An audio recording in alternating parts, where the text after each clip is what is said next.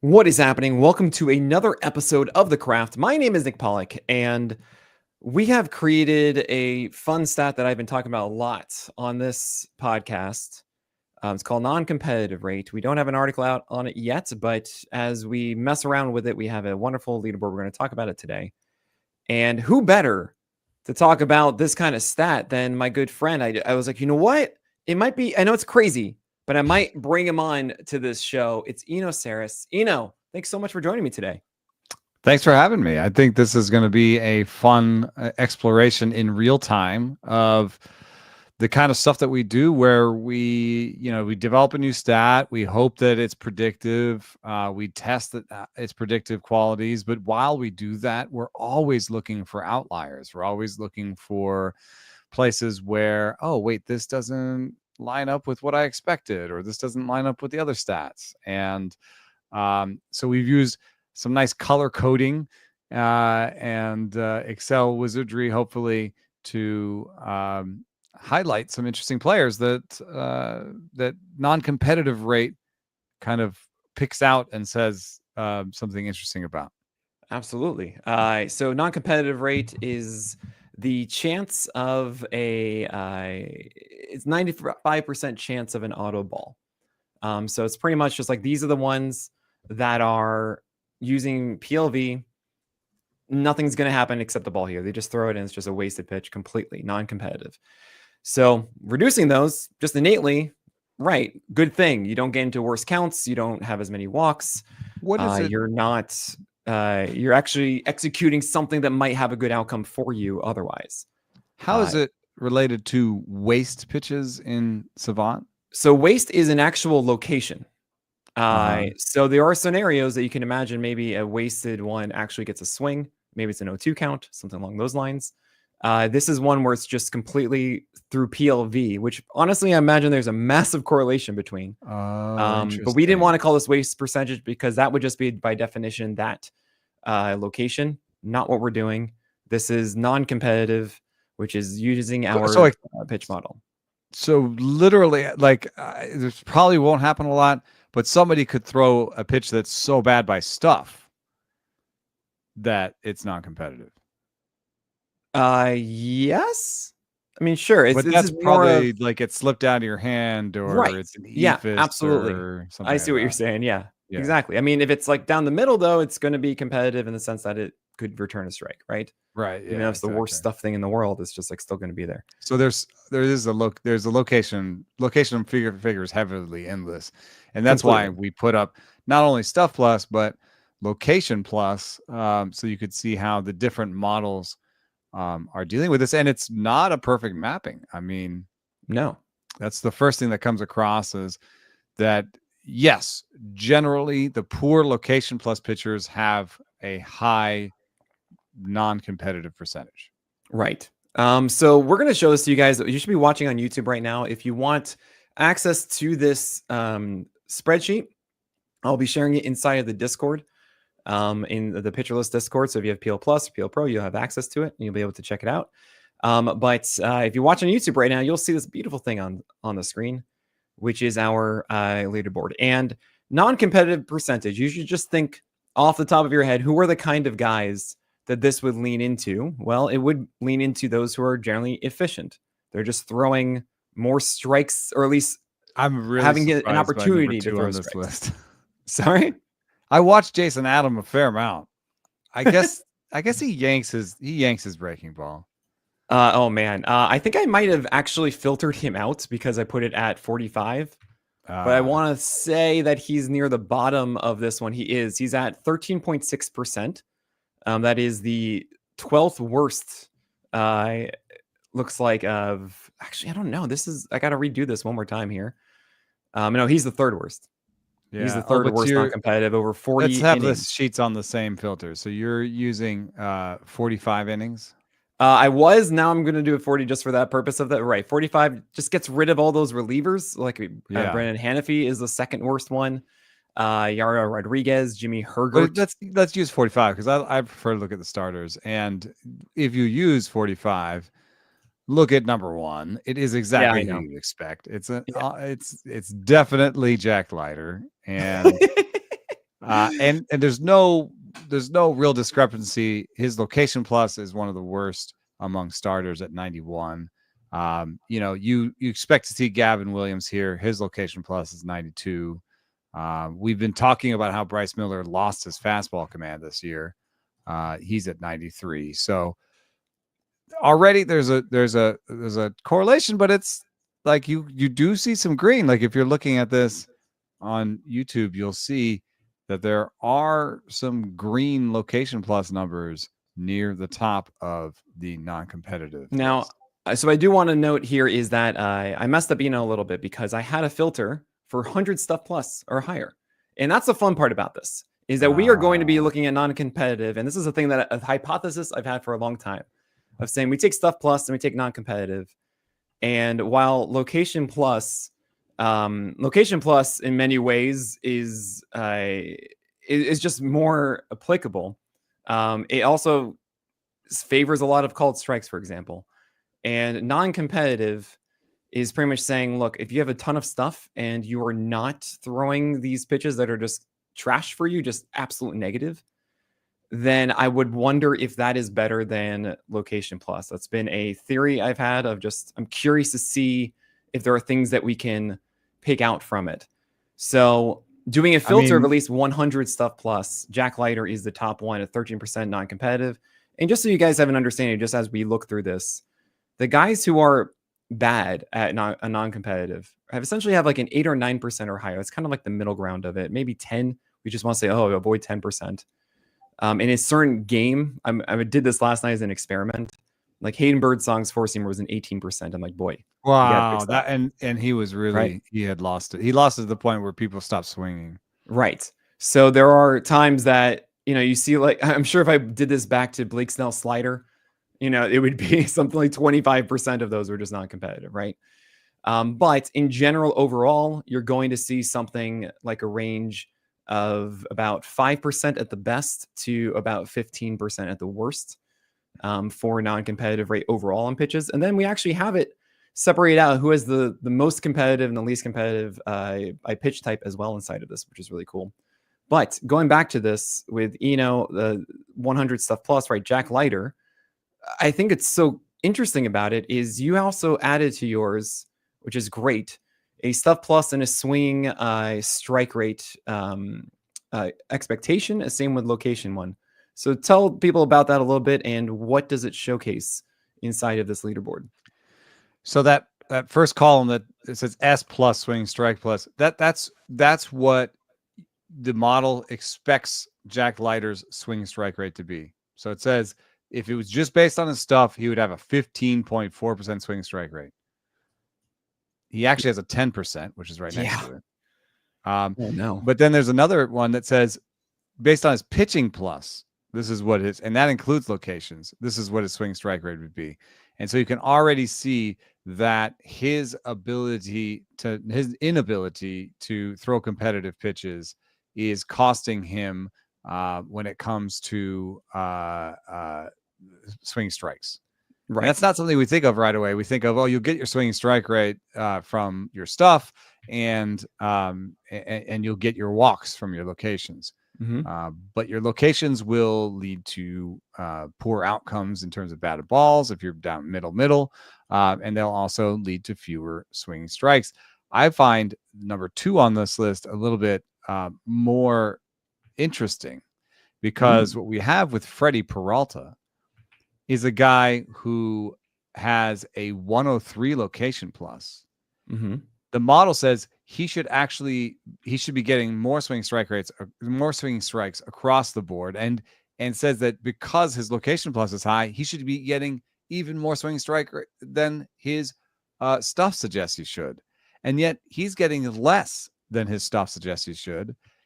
And maybe there's some evidence here that it's capturing something that location plus is ignoring, because you look at the heat maps for Freddie Peralta's fastball, he misses high a lot. Yeah. Like he does not have great high fastball command.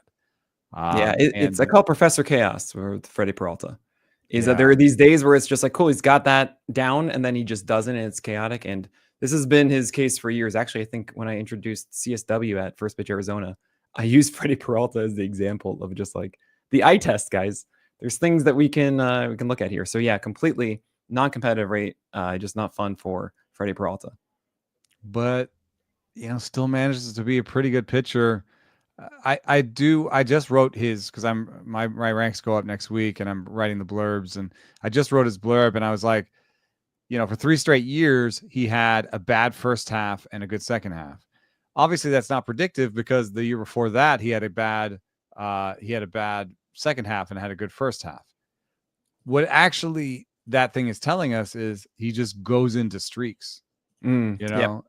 And obviously we talk all the time about like, how can you get in and out of a streak on time? And with Freddie Peralta, the draft acquisition price, the overall rating is so high that people probably aren't just going to drop him when he gets into a bad streak. They're just going to say, oh, he'll play to what he's done in the past. Right. But the streaks are probably related to his ability to command the ball.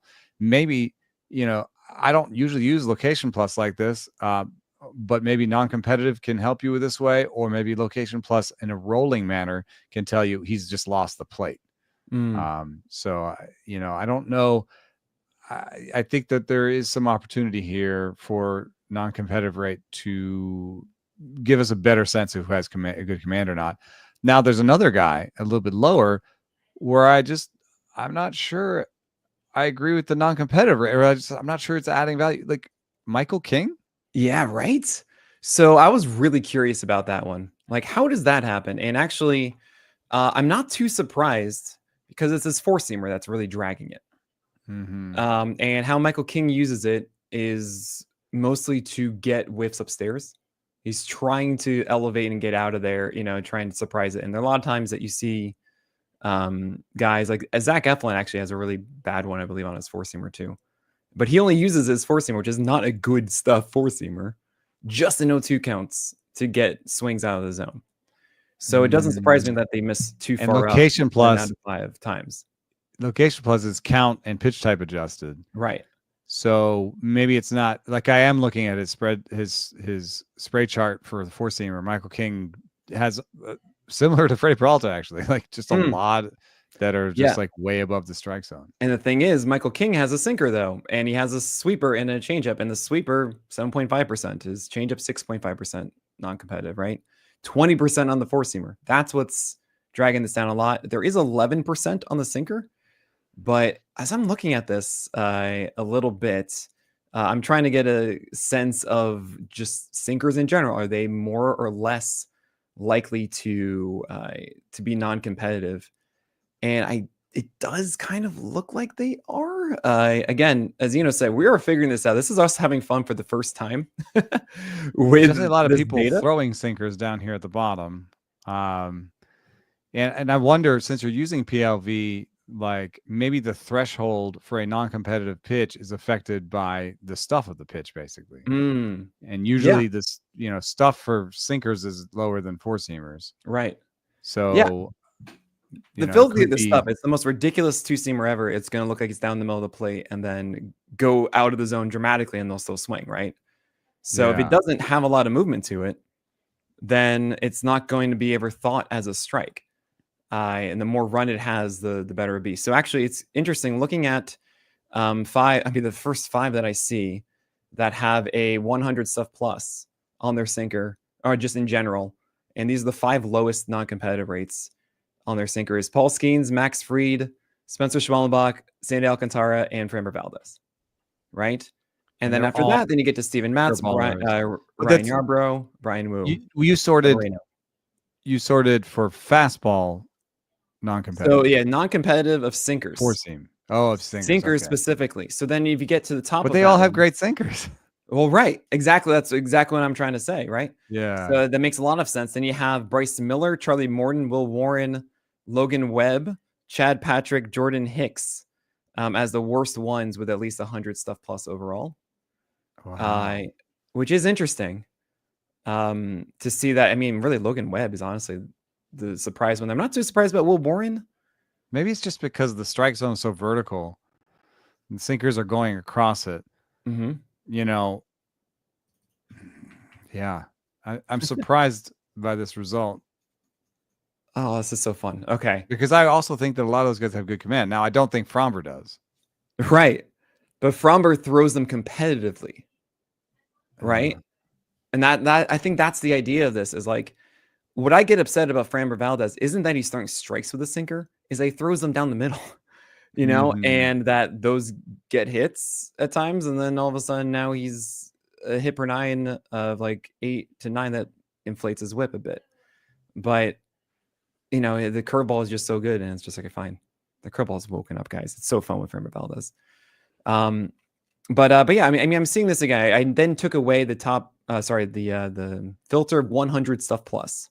And I'm looking at the worst sinker non-competitive rates. We have Bryce Miller, Jose Barrios, Cade Povich, Landon Roop, Michael Lorenzen, Bryce Elder, Quinn Priester, Charlie Morton, Brady Singer. It's not really a shock But that the you whole don't see a story on stud Quinn there, Priester right now is that he's locating the sinkers so well. right? I mean, the slider is amazing, but yeah, he's been throwing so many sinkers just like whatever down the zone. So I'm Okay, surprised so with my that one theory too. is That's at 14%. that you're going to have higher non-competitive rates on side-to-side pitches. So I wonder. I do see some sweepers down here, but they're competitive. Like I'm looking still at the starters sorted by non-competitive to the where you're not Right. competitive. So Jack Leiter's at the top. And I do see a fair amount of sinkers here. And my theory would be you might throw more non-competitive pitches if they're side-to-side movement. So Because I would the strike zone say, is skinnier than it is well, here's the tall. thing. Like, if I think we're on the same page that more stuff means less or fewer non-competitive pitches, right? Yeah, I do So think the that, more yeah. side to side you go, then the fewer non-competitive because you're Oh, just moving because your more, stuff goes up. right? So actually, I started by sweepers here, and there are only 5 sweepers that are above 10%. And Bailey Ober, The not a models shock. models love the sweepers. Oh yeah, Bailey Ober 15%, Logan Allen's 15%, Max Fried, I didn't even know Max Fried had one, 13%, Gavin Williams 10%, and Mike Vassell at 10%, right? And none of those guys throw the sweeper a lot. Right. Ben Kaspari is at 1%. Wow. Andrew Abbott at 2%, right? That kind of explains it a little bit. He's just so consistent with his sweeper. Yeah, Tyone and Crochet are up here. Trevor Williams is the lowest non-competitive across all of his pitchers. One thing I am noticing here is you can have an overall high non-competitive, and it's because you don't have great fastball command. But we have seen some players that have found their way around it. So when I have this sorted by non-competitive rate, Jack Leiter at the top, I see Will Warren and Ryan Pepio as two pitchers that have above average location pluses in the top here. And hell, throw Michael King in. This actually fits for him too, which is they have high-ish non-competitive percentages on their fastballs, but they don't have that same problem on their secondaries. Yeah. So Ryan Pepio, what is the story with Ryan Pepio? He found the hard slider. Yep. And look at that. That has a 6.7% non-competitive. Now his four seam, he does spray above the zone, and that's what got him the poor command grades coming up through the minors, right? And this goes to my ongoing theory that one of the easiest ways to fix command is not, what we used to think is fix the mechanics so that they repeat every time. I mean, sure, try that. But and the second one has been, just give them one target. That's good too. That's like thinking about misses and stuff. But I think the easiest way to fix command is to change the pitch mix. So for Ryan Pepio, it was, hey, let's throw a hard gyro slider that's basically a cutter. Why is that going to help you? It has very little movement. The gyro slider is called the 0-0 slider, Right. And so now you can use that when you really need a strike. You know, it's Yeah. kind of Joe Boyle was trying that a little bit. Will Warren, I think, has really taken off, especially against left-handers recently. What I've seen him do is just go to all breaking balls Yep. and Mhm. changeups. Like he throws very few fastballs to lefties, and he used to be walking all the lefties because he throws a lot of non-competitive fastballs. Yeah. But you know, recently he's had more success by sort of altering his pitch mix. So I don't know how. I don't know if you even want to legislate that out. You want a one number. But if you're going to start using this for analysis, I would look across their pitches as you have in this to kind of see, do they have a pitch that they can throw? So this is where Gavin Williams, yes, awful command on basically all of his pitches, except for the cutter. Right. And I don't want to just fall in love with him and like keep banging my head against the ground, against the wall with him, because he hasn't been pitching that great. And we know that he has really bad command, and this backs it up again. But Location Plus told us that too. But he does have one pitch he can go to. I guess maybe you want to see two pitches in the green. I mean, So absolutely. And it used to be the four seamer. Like the four seamer Yeah. was actually a 65% plus strike rate. It's just now it kind of isn't. He's the most maddening guy I've seen this year of changing every single start of what you're going to get. We just saw under 60% strikes yesterday from Gavin Williams. But right, the cutter. It was a really And disappointing start. you know, can I just hear you say it once right now that this is in fact the year of the cutter? It's the year of the cutter, baby. Yes, here we go. Oh my gosh. All right. There's a lot more to dissect with this. I do actually want to go over pitch by pitch a little bit and see if there really are some outliers. Like, wait, hold on a second. This is actually maybe something we can find with who has those reliable sliders and cutters and changeups and curveballs, non-fastball pitches that maybe can showcase a little bit more about what is generally a good blueprint for success. We're going to talk about all of that stuff after this break. So, Eno, the first thing I'm going to do before we even go into secondaries, right, is I'm first going to take this entire thing. 1, 2, 3, 4, 5. Let's get this out of here. Let's just get this out of here for a little bit, okay? So we can look and see a non-competitive rate with four seamers. I'm going to take off the stuff plus condition, which for some reason is I can't. Which is wonderful. How did that happen? How'd you do? Okay, good. Thank you so much. Now we are going to go non-competitive on four seamers. And oh boy. This to me is a look at how somehow Jacob Lopez still has a good look. Well, that actually Jacob Lopez, these are stinker guyers at the top, I guess. Elder, King. Oh yeah. Lopez. I mean, again, Zach Eflin, I mentioned before, Bryce Wilson, Walker Buehler, Jeffrey Springs. Really these are guys who do not want you to hit their fastball. Yeah. Like, they get damaged off their four-seamer, right? And that, I mean, didn't we talk about it on this show that Griffin Canning's whole idea right now is to throw his secondaries inside the zone, his fastballs outside the zone? Yes, that is the dream, because unfortunately he's out for a very long time. He's just going to be dreaming of it. But yes, it's exactly right. He's just like, oh gosh, I do not want you to touch my four seamer. I'm just going to get it out of the zone as much as I can. Please try and hit my slider and my changeup. 100%. Yeah. Love that. I mean, that's actually what Ronel Blanco did during his fantastic campaign last year. Was he wanted you so badly to hit his slider that he rarely gave you a four seamer to hit, right? And that's kind of what Jacob Lopez has been trying to do. He just didn't do it at all in his last start.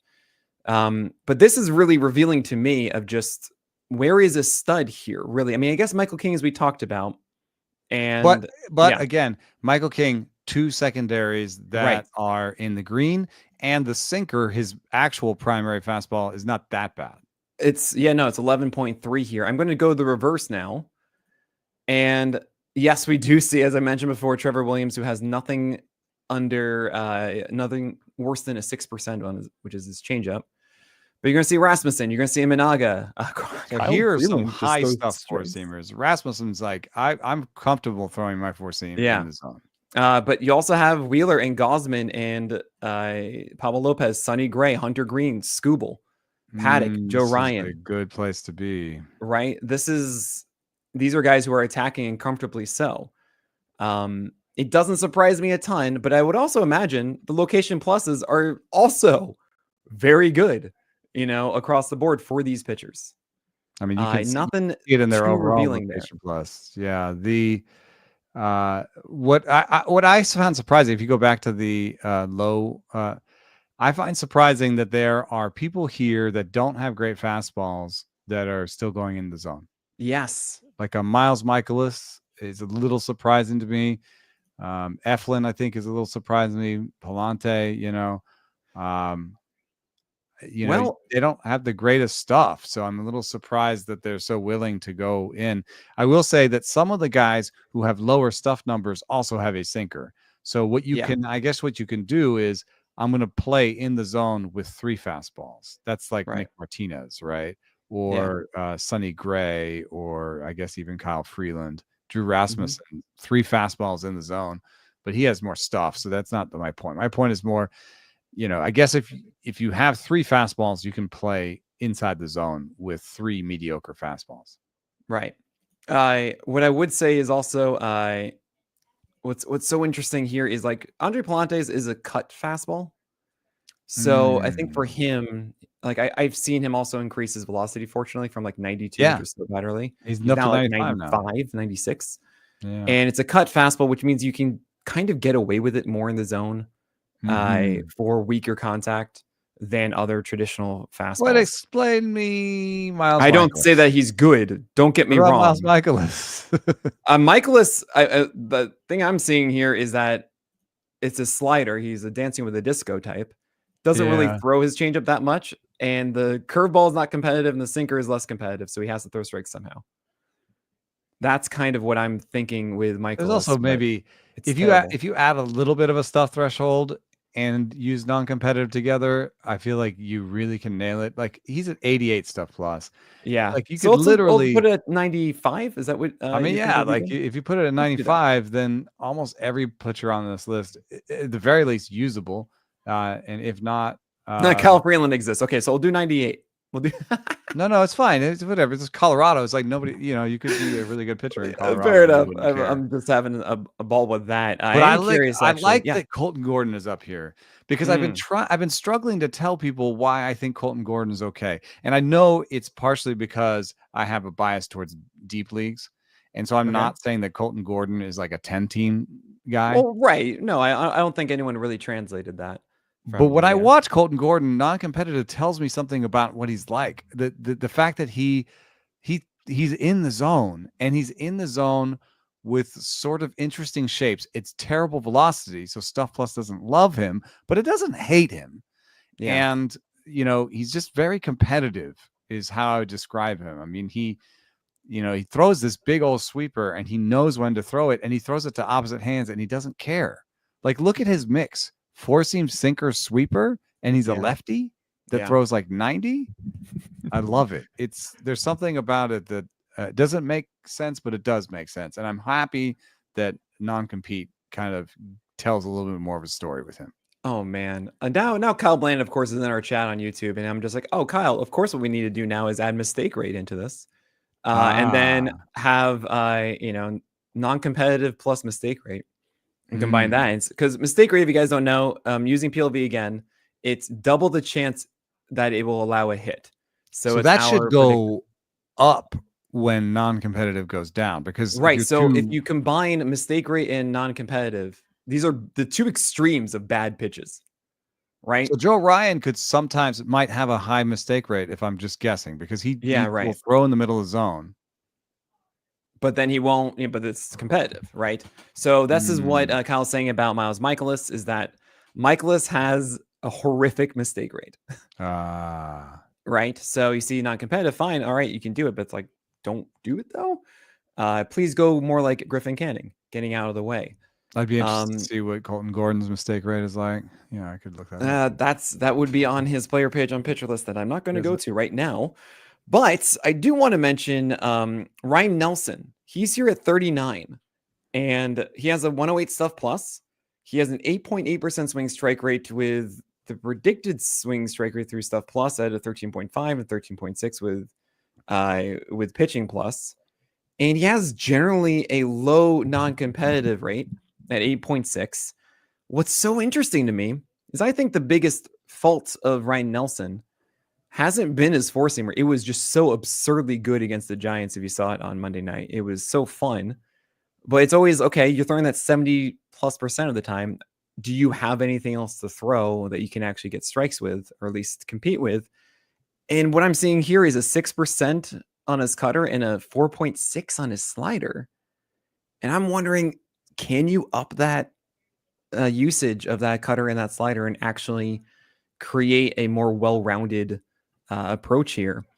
That might be something to note, because that four seamer is just so good.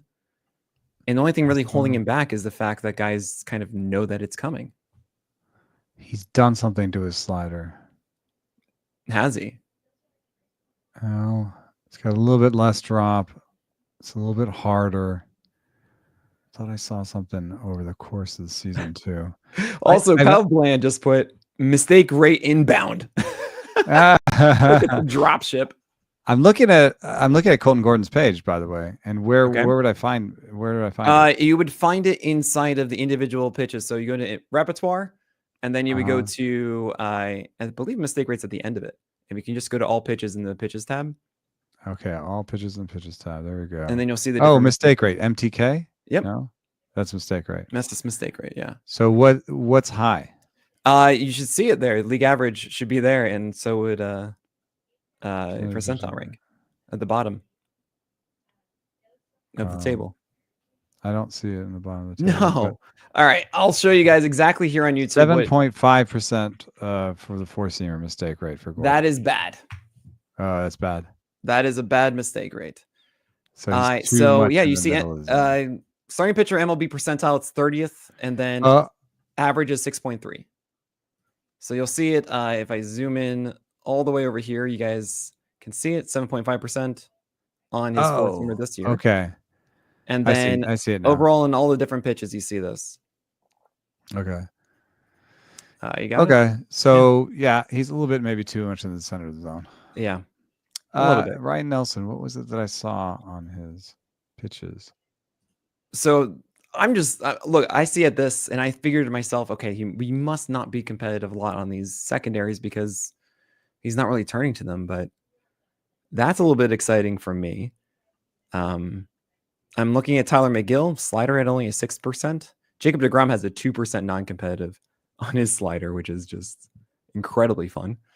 But yeah, it's just a fun way of trying to grasp how volatile these guys are. If we want to take a look at some of the lower guys on, say, I'll rank this right now by slider.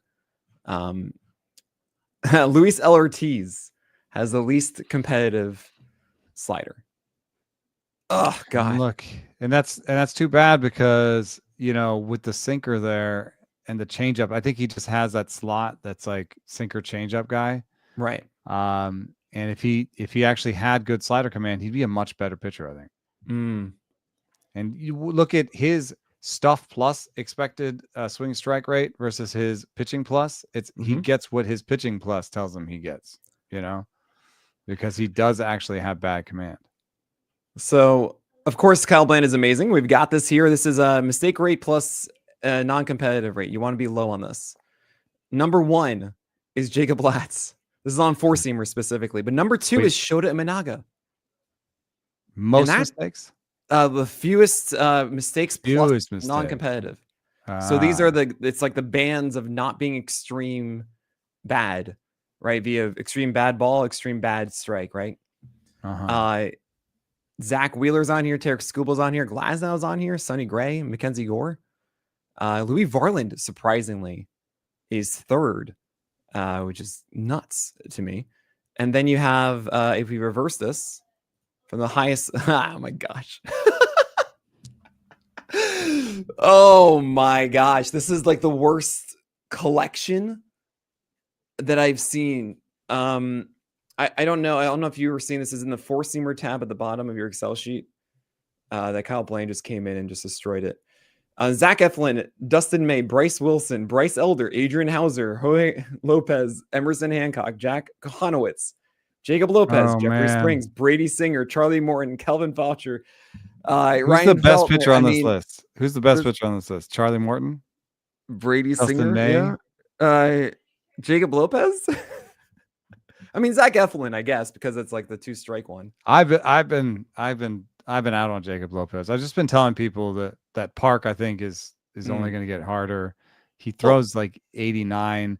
He does do one thing that's interesting. Lopez changed his cutter so it had more ride, and now his cutter has more ride than his sinker. Oh, that's interesting.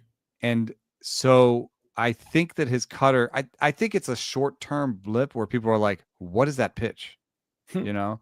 And I think at some point somebody will say, stop calling it his cutter, just call it his four seam and you'll hit it. And I think they'll hit it. Yeah. So I don't think Jacob Lopez is going to last. Also, think about how the market valued him. He was a throw-in the Jeffrey Springs trade to get Joe Boyle. Like, the market didn't value him highly. Right. So the thing with Jacob Lopez, and I did a video on him on the Pitcher List channel, which is it's 100% command focused. And it's frustrating. How could you say that? Good because he has bad command. Well, this no. Here, he goes back and forth. Like he had horrible command yesterday. So okay. but if you watch that game that he had, where he was, that's going to happen if you don't have good stuff. It's going to be right. You live and die with your command. But it worked. This is the thing. It was like you watch that game, he deserved it because he leaned in on a right-handed focused lineup, the Astros, and which plays into his whole thing of, hey, cool, I'm going to throw four seamers that you want to hit so badly, just out of the zone, not making any, not leaking over the plate at all. So then you're going to try and lean out and try and hit those. I can't tell you enough. Like I never see batters swing at fastballs middle and off the plate away. It's just one of the easiest things to say, like, no, I'm not going to swing at that. And you got guys swinging in this one because they just so badly wanted to hit this thing. It's the Ryan Yarbrough, but like it's 4 miles per hour harder. Right? Yeah.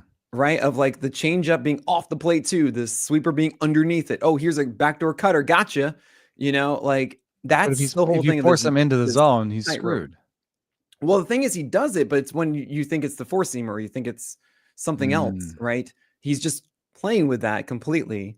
And it was incredibly effective. I mean, when he gets the changeup and the sweeper over, those aren't bad pitches. Those work. Those are fine. So it worked before. It's like, I don't know if it's going to keep going. It was 2 or 3 starts of nailing that. And then it didn't. I was like, okay. I think that, this analysis is also why Brian Bayo's new cutter is a big deal because, I don't think he has the command to play that Jacob Lopez game, No, absolutely not. And that's what this stat is saying. Brian Bayo was in the bottom 10. And the cutter can at least be something that he can throw in the zone. So, yeah. Oh, okay. Man, so the top of this list is not necessarily, if we go back to it, the top of this list is not necessarily only the very best in baseball. Absolutely. Yeah. So we have, there's Tanner Scott in there too. These are, that is surprising to me that we think he has bad command. He's a reliever. He's a reliever. I got nothing for Tanner Scott. He's a lovely extension guy. Good flat. Okay, so if we just look at starters, are there bad starters here? Not really. I guess not really. No. Zach Wheeler, Terry Skubal, Cole Sulser's a reliever. Jansen Junk is in here. Wow. But also he's Yuri Perez and Yuri Perez is not commanding the ball well. So this is surprising to me. Well, so he isn't throwing mistakes because he throws so hard. So, and where he's putting it is not ideal for him. He does have more non-competitive at 10%. So this is a benefit of him, of stuff being like, yeah, this is fine. If you just throw it down the middle, it's not double the chance of being a hit because you throw it so hard. And also, I believe, correct me if I'm wrong, that Erie has his arm angle versus vert is very good. So it's much more of a deceptive four-seamer that allows it to then succeed inside the zone. So but if I'm looking for a reason why he's struggling, mistake plus non-compete is not going to tell me that. Right. And in effect, Location Plus would maybe doing a better job telling us why he's struggling because So keep in mind, this is for four-seamers only. Okay. So that makes a lot more sense, I think, of just understanding. Because I think his slider command is gone, just like Sandy's was. Right. He had one game of it being better and one game of it being better with his curve too. And I just wish he had a changeup, because watching these games of Yuri Perez throwing these four seamers that they know are coming and they should generally be good, but you can't throw anything else, so they're just fouling that thing off. Oh I gosh, I drives me I nuts. I can't tell you this is sourced knowledge and that I'm sure that this is what the Marlins do, but I am so sure that this is what the Marlins do from the outside because this is what most teams do, which is don't throw your slider to your back. From Tommy John, don't throw your slider, throw your fastball for a while, and then throw your sliders. And now we've seen two prominent pitchers come back from TJ without their breaking ball command. I feel pretty passionately that when you're throwing 85 coming back from TJ with your fastball, you should be throwing a 70-mile-an-hour slider. You should be throwing both of them on your way back because when you get to the big leagues, you want to be able to throw everything again.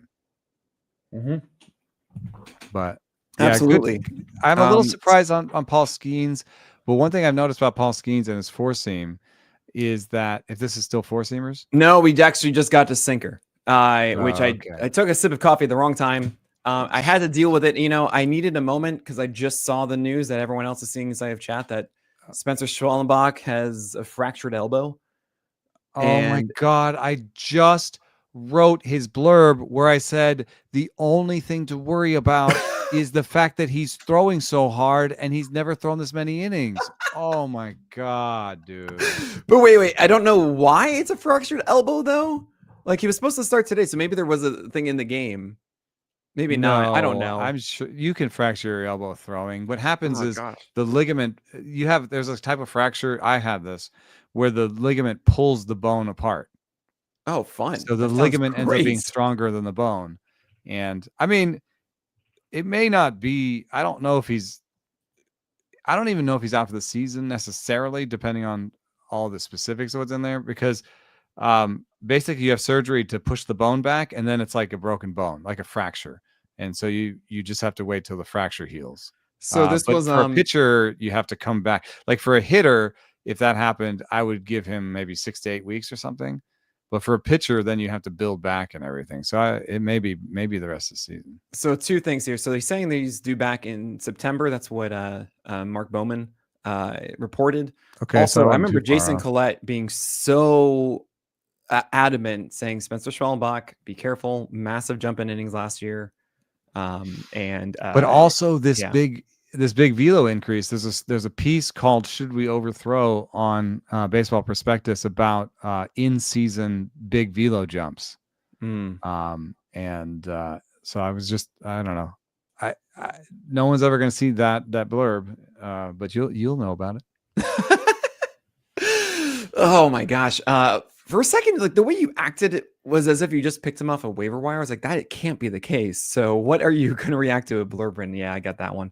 I would do that all the time when I do the list. And then all of a sudden, as I'm writing, I guess I feel better that I didn't just publish it. And now I have to be like, everybody would be like, why'd you put Spencer so high? And like, no, I didn't know. I mean, I know this is a little off topic, but Atlanta should be selling at the deadline now. Yeah, right? He was really single-handedly keeping him in. Like who? And I want to ask you something. What do you think of Spencer Strider right now? Oh, I know. No. No. Well, okay. Talk about it. Problems. I mean, what is up with his vert?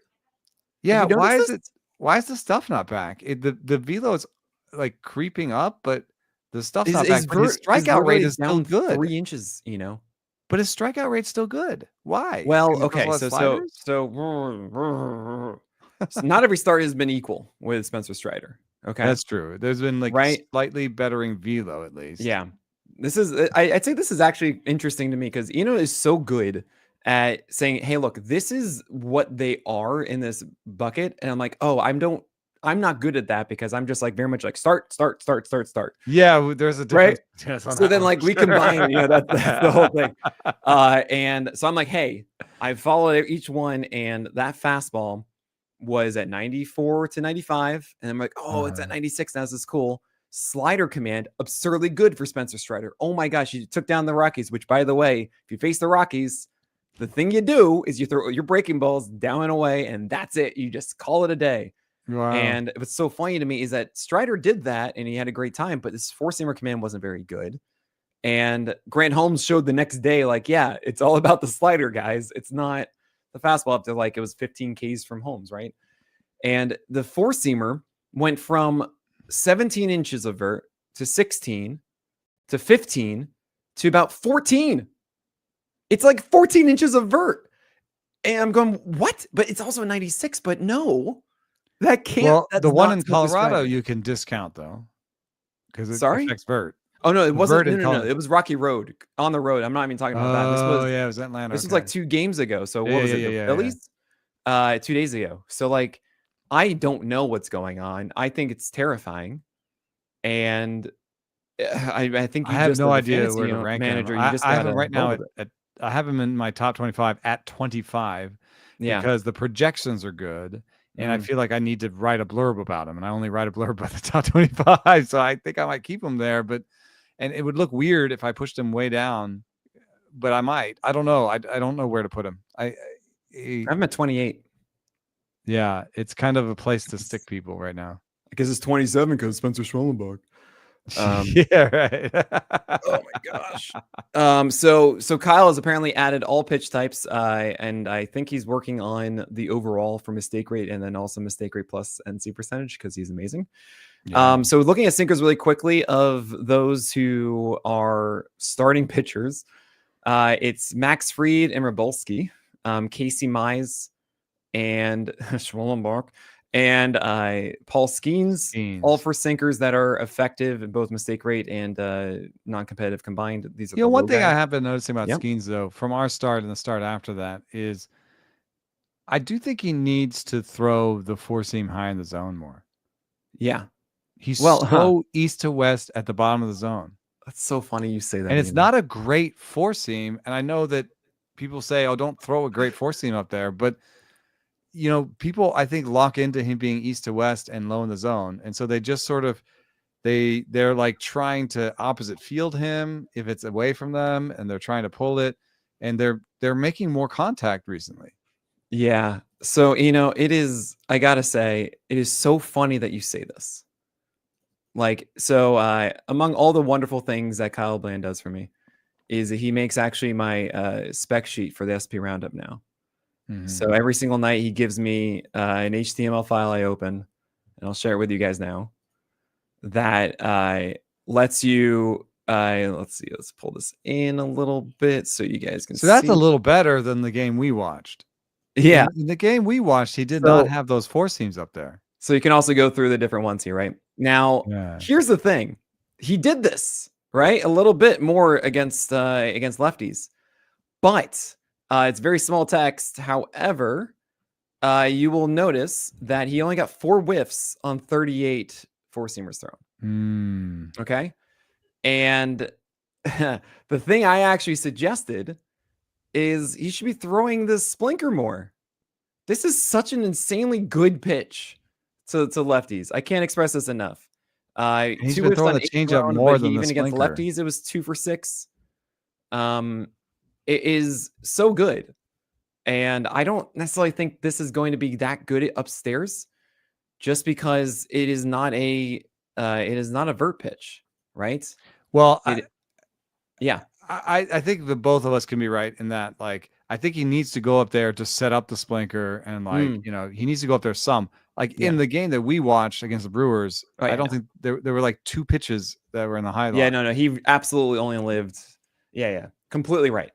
So I think he could go up there 4, 5, 6 times a game just to like put it in their head that he will go high in the zone. Right. And then, and I agree. The splinker, it's kind of weird that he's gone with the straight change over the splinker recently. So I think Skeens could have a little tweak to get back on track.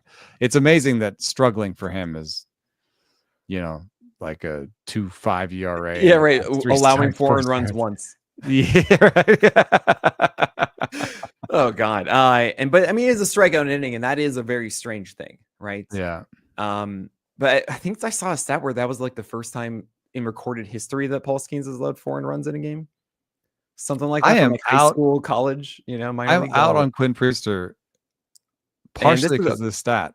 Right. So this is a sinkers, non-competitive plus mistake And rate. he's almost 50-50 sinker slider right now, Quinn Right. Priester. And if he's gonna have the second or third worst mistake plus non-compete on the sinker among starting pitchers, Yeah. That seems pretty that's bad. half of his pitches. Yeah, that's that isn't fun for his sinker just being not a very good one. There's also the cutter as well that he kind of throws into the zone, but there is the curveball that showed up last time for Priester against lefties, and he actually did really good with that. The slider's always been there for Priester, but then again, that was Rocky Road, so I know, and he's so. we'll see if that actually sticks. I don't think so. I'm out on Priester because I just think it's just too bad of a sinker.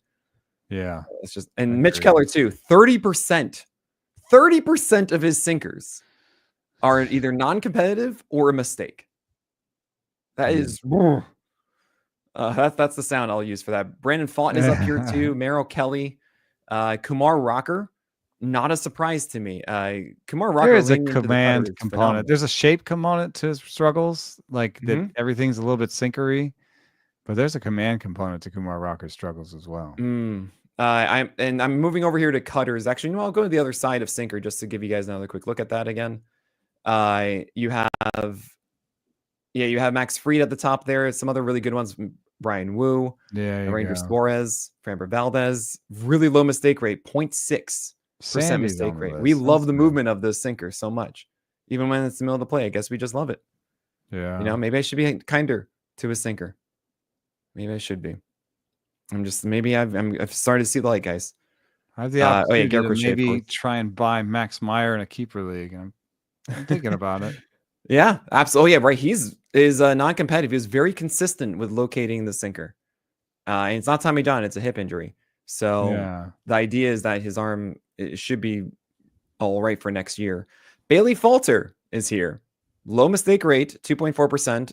10% non-competitive, so 12.6. You keep saying that you think somebody else is going to unlock more. My point is, I think this is it. No. Yes, this is it. No, Eno. I think that he's not. I think he could go to another team and not be a major league pitcher. Because it's the Pirates and they're just like, whatever, just go out there. No. I think that I think to some extent they're maximizing what he does. Like he's throwing a ton of fastballs. He has a good extension. He has good command. He's throwing a ton of fastballs. I don't know. Yeah, okay. My whole point about Bailey Falter would unlock the next level of Bailey Falter. He throws 90. You know? Okay. Just hear me out a little bit here. Okay. I do think that there is something to be said about changing scenery and getting just different voices and trying new things when it comes to unlocking a pitch type or two. Right. And so you think that maybe there's a secondary in there that that's what he needs. They got, there's got to be some. I've talked to him about it, and I'm just experiment. Like, he's tried everything. That's how I feel. I mean, that's how he feels. In one, okay, actually not one organization, in like two, Phillies, and now has it only been two? Yeah. Okay. Philly's a pretty good one too. I'm just saying. Saying the Rays are big, but that extension is great. It's gonna be okay. All right, I do want to. If there's one or two more pitch types you want to look at here with mistake rate and non-competitive, which ones would they be? Slider, cutter, sweeper, curve, change. Slider. Here we go.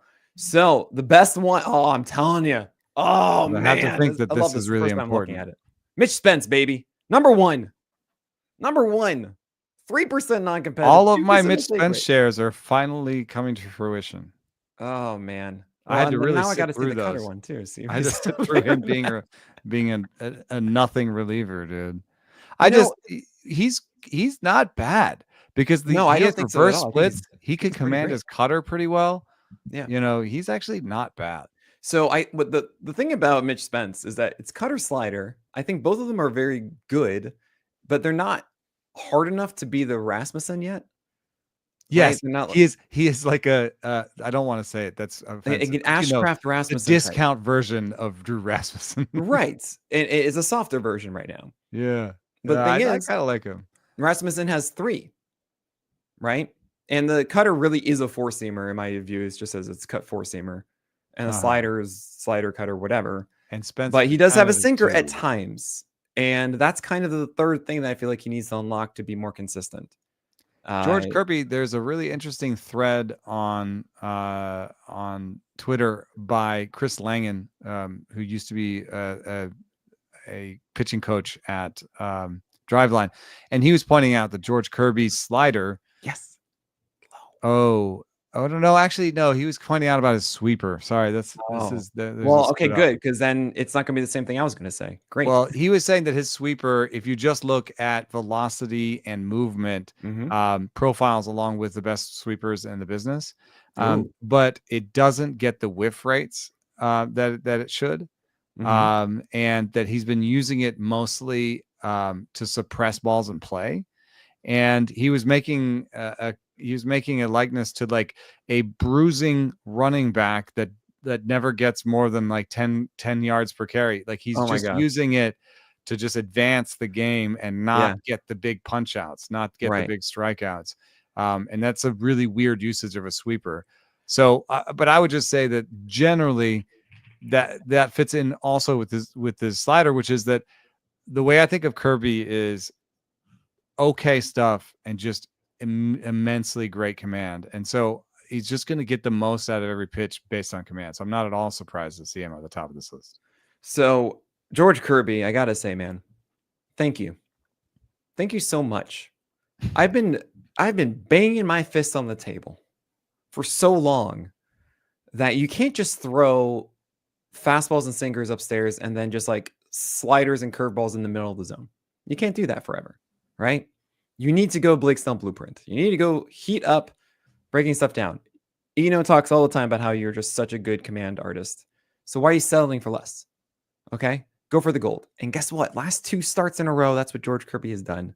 And he has gotten his slider down to the point that 2 starts ago, he had a bad strike rate on his slider. And I was so proud of him. 49%. He said that he's had to expand the zone. And also, when he first came back, his velo was really good, but his locations were terrible. And I think he missed a lot of spring. And so I think now we're finally seeing more of the regular Kirby. Like the command has really fallen back into place. Also, you should be really happy I just moved past the whole football reference. How dare you? But no, the slider going down, and that started as a 49% strike rate. Only 18% CSW, threw it 37% of the time. And he still got through with that start. It made the 4-seamer better, the sinker as well. That was 6 innings of 1 run against the Twins. And then it was even better in this one against Kansas City. He was actually able to finally get it in that down and in town situation. 5 of 24 whiffs on it this time, 42% CSW on 24 sliders thrown. And that's the George Kirby I've been waiting for. That's it. I also think this list is really interesting because you might say, well, you showed me this list and, it was for the best slider command basically in baseball, this lowest amount of non-competes and mistakes. And it had Ryan Presley and Edward Bizzardo and, the corpse of Clayton Kershaw and, Ryan Walker, who's been terrible, and Patrick Corbin. Why do I care about this? Well, I'd put forth that some of the names I just said would not be in the big leagues if they didn't have this skill. Exactly.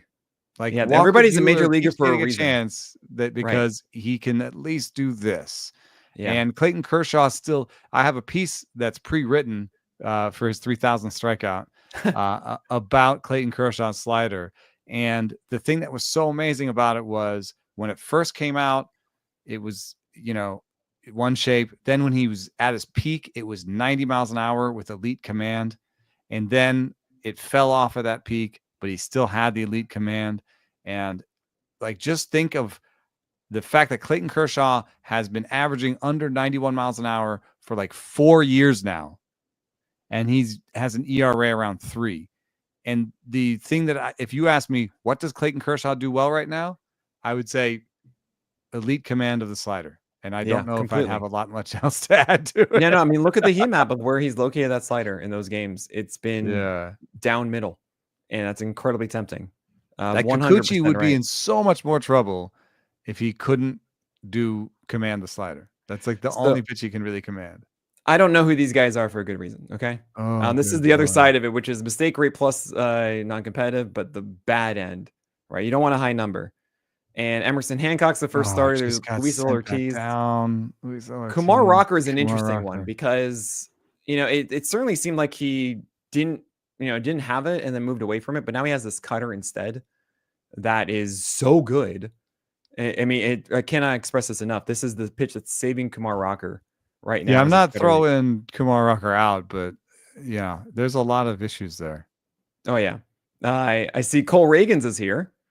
I was gonna say, because Yeah. I'm still over on the overall sheet, Mm-hmm. and Colt Reagans was popping as a guy that had poor mistake plus Oh, we have non-compete. this. Oh my gosh, I didn't know that Cal even did this on the overall sheet.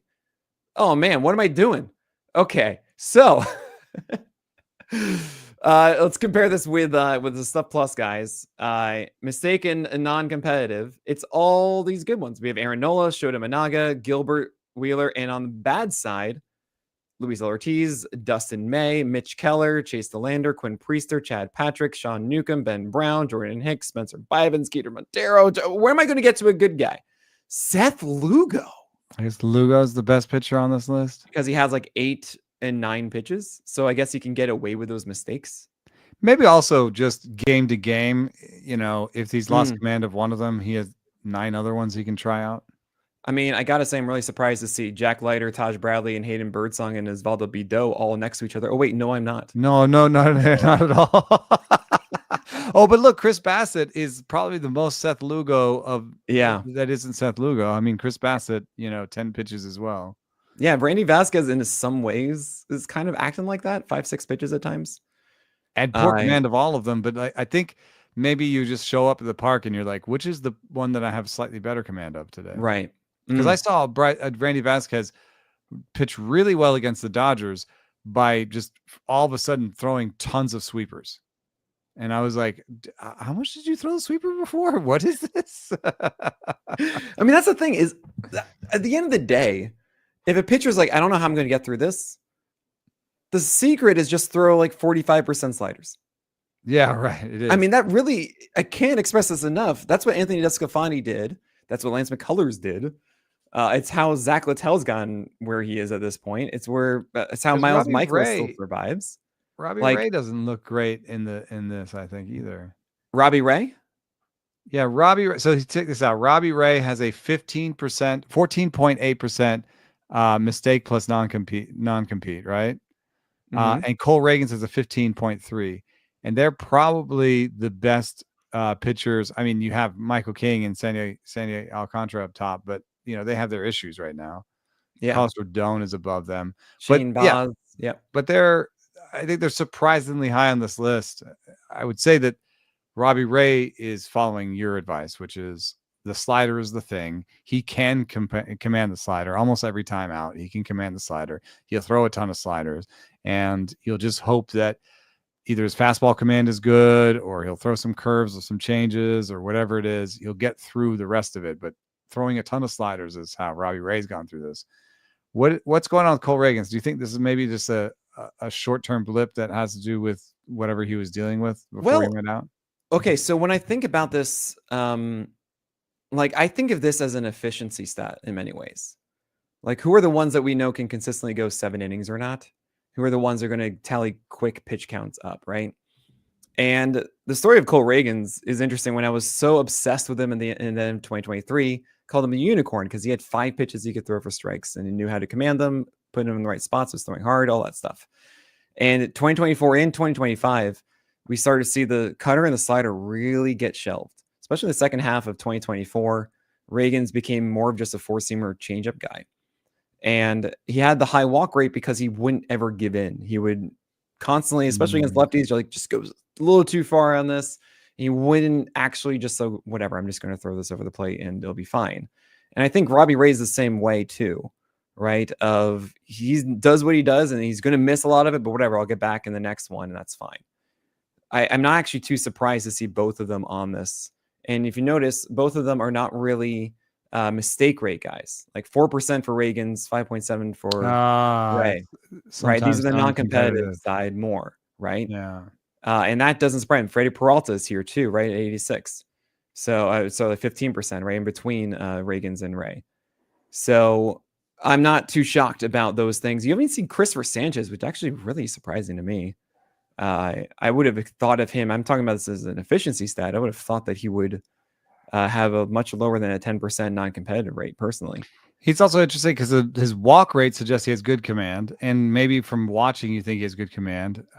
But his location plus says he doesn't have great command. Right. My That comp is for him I is think that is the most shocking one here. he's kind of like Fromber to me.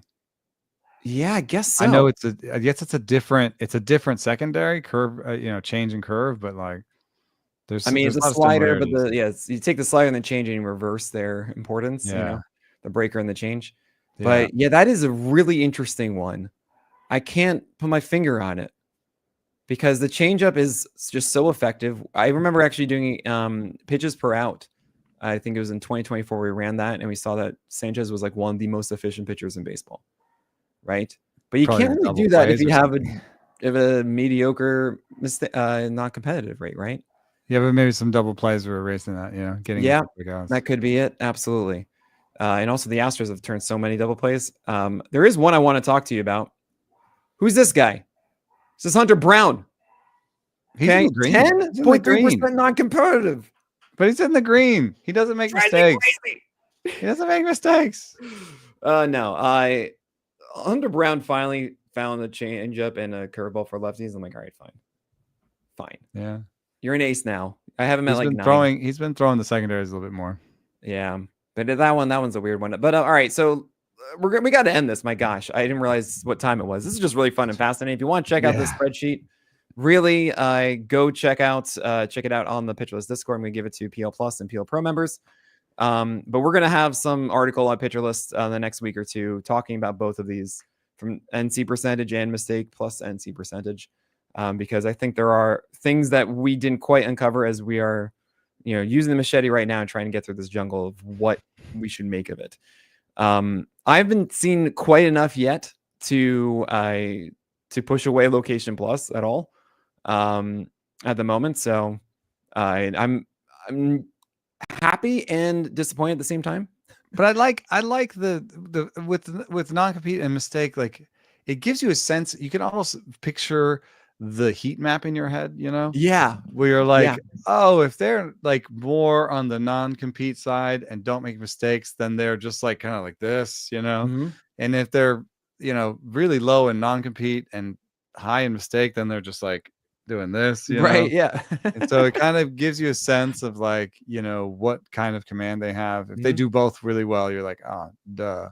Well, actually, it's funny. I used to call the mistake rate plus NC percentage donut command, essentially. Exactly. Yeah, that's yeah. Right. Yeah, I would say it's like it's either down the middle or way out of it, and you make a donut in between. So it is fun to see. Also, just looking at this one more time at the very top of it. I mean, these are all the studs. Really. I mean, this is just filled with them. It's Aaron Nola, Imanaga, Gilbert, Wheeler, Valdez, Ryan Yarbrough, Mitch Spence, Logan Webb. All the studs. Yeah, Mitch Spence, Ben Kasparias. Ben Kasparias is here. Ben Kasparias, who had poor command grades in the minors. Because I think it's because of the sweeper and the cutter being highly graded, and those being two of his most thrown pitches, with a four-seamer as well, which isn't a bad one, which means that you're not going to have as low of a mistake rate as others, but only an 8% non-competitive is pretty good. Jesus Luzardo, Max Meyer, Jacob deGrom, Mackenzie Gore, Ryan Nelson. Oh my gosh, Ryan Nelson. Paul Skeens, Tyler Anderson. Wow. Tyler Alexander, otherwise known as T-Lex. Andrew Abbott. And Andrew Abbott. Might tell you more than his 101 location plus. That actually, yeah, that's very interesting. Yeah. Oh, man. Ryan Gusto and Patrick Corbin right ahead of Joe Ryan. Sliders, baby. Like we all had it. All right, but I think that's going to wrap up this episode. I hope you guys enjoyed this one of just listening to two guys just hang out and figure this thing out together. We'll probably have more about it at some point in the season as we get to reflect on it and dig a little bit deeper. But so now that you got to get rid of the Spencer Schwellenbach blurb, What else can we expect from you at the Athletic? Oh, just a flurry of content before I leave. I'm going on vacation for 2 weeks, taking the kids to Germany. So tonight, I think on Clayton Kershaw's 3,000 strikeouts. It's basically just a love letter to his slider. I will have a piece on Logan Webb up hopefully tomorrow, where we interviewed him extensively and talked to all the people around him about his year this year and why the strikeouts are up and what he's done. A lot of cool stuff from him. Got a piece up today about the urgency index, which teams need starting pitchers in the trade deadline. And the new entry to that was the Mets. And I think the Mets could actually use a starting pitcher now because of all the injuries they've gone through. And I know they have the nice, interesting young pitchers, but they're going to be a team that's probably in the playoffs. Do they want to rely on Tidwell, Sproat, or McLean in the playoffs, or do they want to turn one of those guys into a stud that they can use? So that's up. And I'll have one piece that drops while I'm gone. Oh my gosh. And hopefully when you're back, I think it'll be in 2 weeks or so. Oh, and rankings on Tuesday. That's what I was going to say. We can probably do that one as the All-Star break nears, and we'll have. But the other one will be on makeup. And like foundation. I hope you read it, because I actually think that could make for an interesting pod as well. It's about what makes a good ball player in the head. Oh, yes. I would absolutely love to talk about that with you more. But that is going to do it here. So go check out those pieces, of course, on The Athletic from Eno Sarris. My name is Nick Pollack, who is expecting Zach Gallen to go to the Mets. And we will talk more about the craft of pitching again next week.